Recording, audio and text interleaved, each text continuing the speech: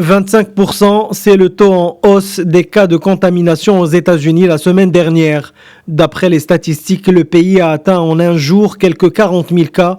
Qualifié de laxiste depuis le début de la pandémie, le locataire de la Maison-Blanche a fait l'éloge du dépistage massif dans son pays. Nous faisons des dépistages plus que n'importe qui dans le monde. Comparé aux autres pays, nous sommes meilleurs. C'est normal, plusieurs tests veut dire augmentation des nombres de cas. C'est normal, je vous dis, nous en avons fait plus de 25 millions. Les États les plus touchés restent la Floride, l'Arizona et le Texas. Des cas records qui ont atteint les 22 000 en Floride à elle seule. Les analystes affirment que cette hausse des cas ne s'explique pas forcément par le raisonnement de Donald Trump. Les cas ont baissé, puis ils ont stagné, puis soudainement ils ont augmenté monstrueusement. Le nombre de cas a atteint les 40 000. Cette situation m'inquiète énormément.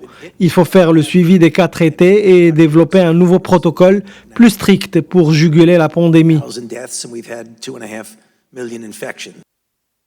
En termes de morts, les États-Unis restent le pays le plus touché par la pandémie, avec 125 255 décès. Cette explosion de nouveaux foyers serait due, d'après les analystes, à la plupart des Américains lassés de rester chez eux et qui ont renoué avec les plages et les fêtes nocturnes à la faveur du déconfinement encouragé par Donald Trump.